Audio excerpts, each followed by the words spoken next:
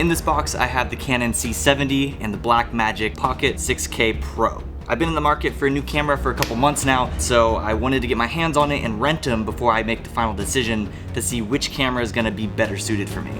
These cameras were sent to me by lensrentals.com, but I'll talk a little bit more about them later in this video.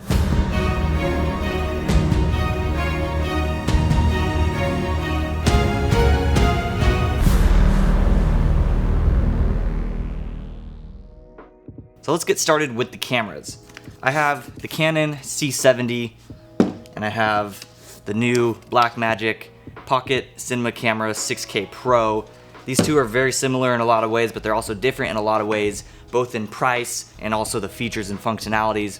And I want to get this out of the way early. I don't have a Komodo here just because Komodo is not really on the list of cameras that I care to buy right now. Because I know everybody's going to talk about it since it seems to be a trio of comparisons all over YouTube with the Komodo and these two other cameras. So as I test out these cameras for the next week, I have a little bit of a list that I want to go down and kind of make mental check notes as I'm testing them out.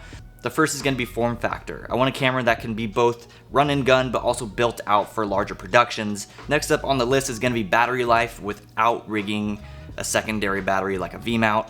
This is obviously probably going to take the cake because it has the Canon batteries, which just notoriously last forever. And this camera I know is going to handle a lot better than the older Blackmagics because it doesn't use the LPE6 batteries anymore. I don't have a battery in here. It uses the Sony batteries, which are lasting longer than the Canon by far, but it's still a battery drainer. You really need to rig it up with a secondary battery like a V-mount to run it for multiple hours and to make it a little more convenient to shoot with. Another big thing on my checklist is custom function buttons. On my current Blackmagic, I have my function buttons set up so that I can toggle my false color, focus peaking, and my LUT. It's very convenient when shooting. I'm constantly toggling these on and off, so that's a big thing that I wanted in the C70. Next up is dynamic range. This is very important for me in a cinema camera, especially if I'm gonna go the route of a camera that doesn't shoot in RAW.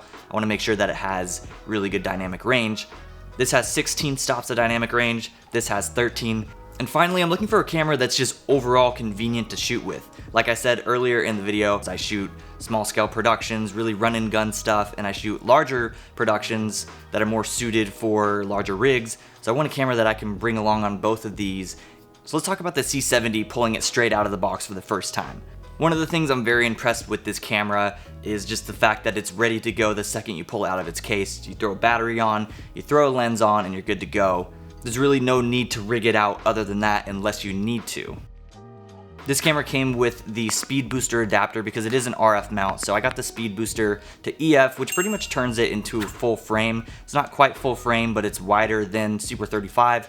And I actually found myself shooting with the non-speed booster adapter more, and having that crop isn't really a big factor for me because I come from shooting on Super 35 sensors more so than full frame in a professional setting. But it's nice to have that adapter just in case I wanted to get a wider look. The only thing is if I buy this camera, that adapter is going to be an extra $500 or $600 versus the $99 that the non-speed booster adapter is. So that's one thing for me to consider in the price of this camera if I do decide to go with it. Pulling the Blackmagic out for the first time, it was pretty much what I would expect from Blackmagic. It's that same material, but I did notice a lot of the upgrades that they put into this, like the fans.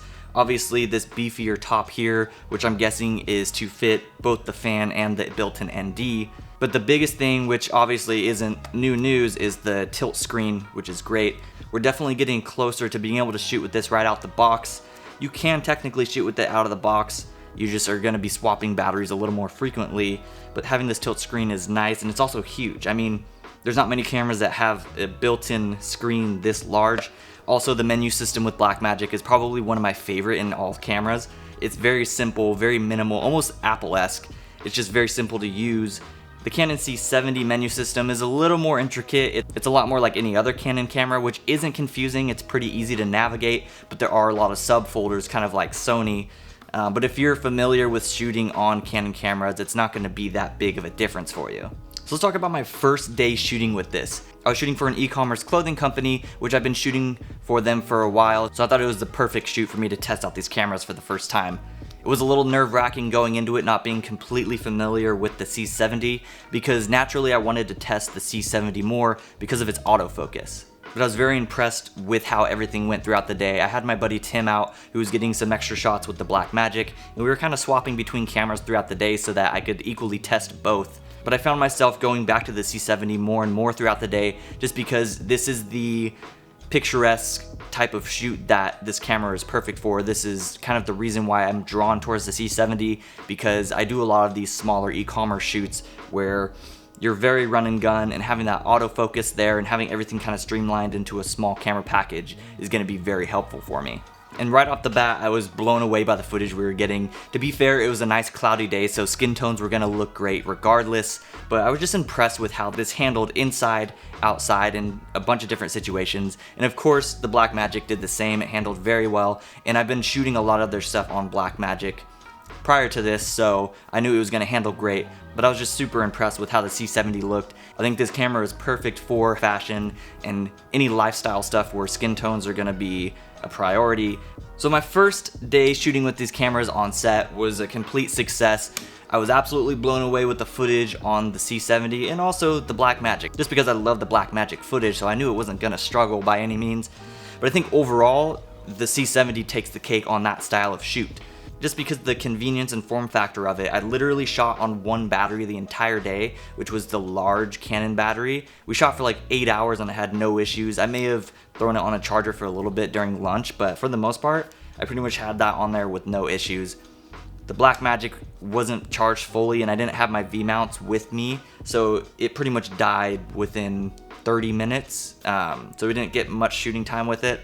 But the shooting time that we did have with it, I was pretty impressed with what we got. Before I continue the video, I wanted to talk about camera rentals and specifically lensrentals.com. Lensrentals.com is an online rental house where you can rent just about anything for video production, including cameras, lenses, lighting, and accessories. Some of you watching this may have never rented cameras before because you either don't have production insurance set up or you don't have a rental house available to you. This is where lensrentals.com makes it incredibly easy because you literally just order it from the website, they ship it to your door, you ship it back when you're done, and that's it. Their prices are super affordable, they have a huge selection, and they even cover you, so you don't have to worry about having some huge bulky insurance policy. You just pay a small fee and they got you covered. I always encourage people to rent camera gear before they buy it, because why would you want to spend all that money just to end up not liking it and have to go through the hassle of returning it? That's exactly the reason why I'm renting the C70 and the Blackmagic, so I can really test out and see which one is going to be a better fit for me. Renting camera gear is also awesome for when you just want to beef up your portfolio and your reel. I'm really excited to be partnering with lensrentals.com, and with this partnership, they're going to be giving you 15% off of your order. Just use the link in the description and use code JordanP15 at checkout to get 15% off of your order. Once again, thank you so much to lensrentals.com for making this entire video possible and for supplying me with these cameras to test out. Now let's get back to it.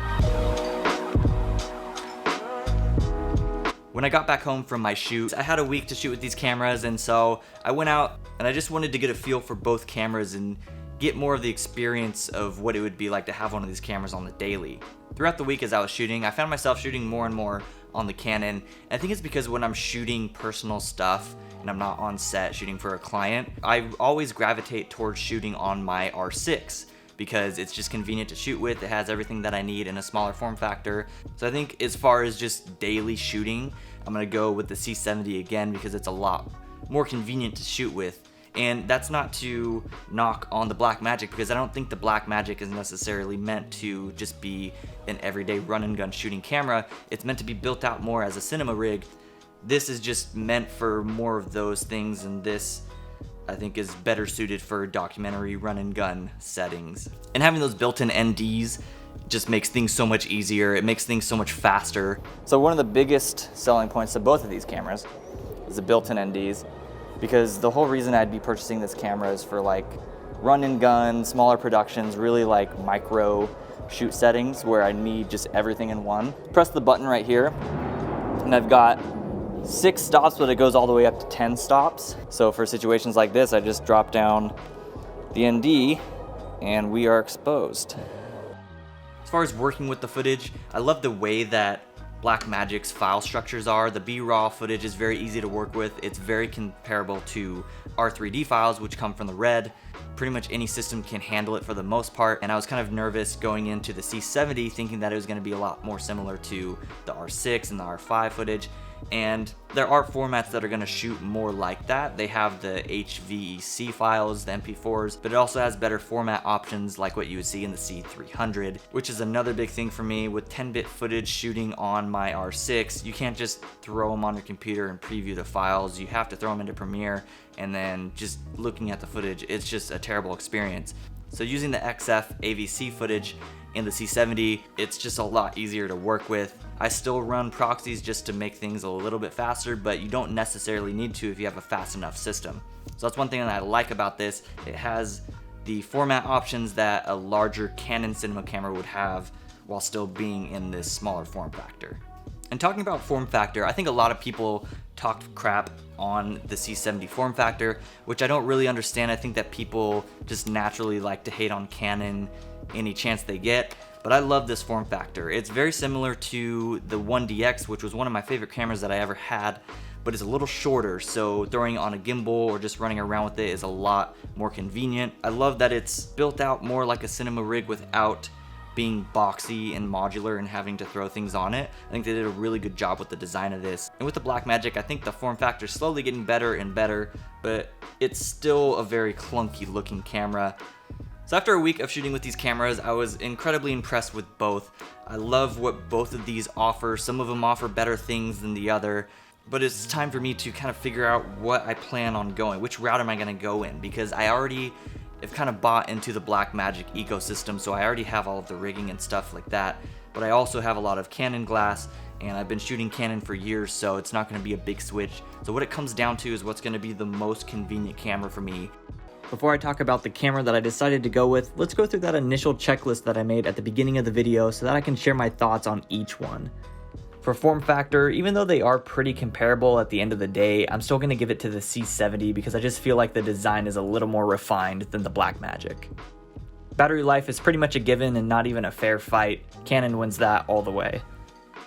For custom function buttons, I'm actually going to go with Blackmagic on this one. I love the simplicity of those 3 buttons on top. I don't need 13 buttons to program like the Canon has, so I'm going to give that to Blackmagic. Dynamic range is pretty much a draw in my opinion. Even though Canon has 3 more stops, Blackmagic has RAW, which gives you a little more information in those shadows, so it's pretty much a draw there. I didn't really see too big of a difference. Low light, I'm going to have to give to the C70. The Blackmagic is just a little too noisy for me, and I think that DGO sensor in the Canon C70 really shines in low light. Overall convenience goes to the C70. Of course, you're paying that extra price tag for all of the features and functionality in this camera, and I think that price tag is very much worth it. You get so much in this camera, and for what I do, it just fits better for me, and that's why I picked the C70. Alright, so there you have it. I'm gonna go with the C70. I think that this camera is gonna be the best option for me. It's gonna be the most practical. And there's just so many things I love about this. It still has its quirks like any camera, but overall I'm going for a camera that's going to be the most practical for me. And again, you know, I could go with the Komodo or I could go with another cinema camera, but I just love how this offers everything you need in it. It's going to handle a wide array of different productions for me, so I think I'm going to end up going with this camera over the Blackmagic. That's going to be it for this video. I know this video wasn't really a tech spec-y type video, but I know there's a lot of those videos out there. I just wanted to make a video that was strictly based on the practicality and functionality of using these cameras, because at the end of the day, that's the most important thing for me. I don't really get caught up in specs. I get caught up in what camera is going to work for me in a bunch of different shooting situations, and I think a lot of people kind of put that on the back burner when that should really be the highest priority. So that was more of what this video is going to be about. I hope you enjoyed this video, and if you're trying to decide on one of these cameras, I hope that it kind of helped narrow down your decision, and if not, make sure that you rent a camera. I think that it's super important to rent cameras and not just buy them right off the bat, because if you don't like something, you don't have to spend the full price of it or have to worry about returning it. You can just rent it, test it out. If you did like this video and you found it helpful, be sure to like it, and also subscribe to the channel if you're not. I'm going to try and do more desk setup type videos, but I'm also going to do a lot more filmmaking videos, so make sure to subscribe for that. But until then, I will see you all in the next video. Gotta go return these now. It's actually a really sad day.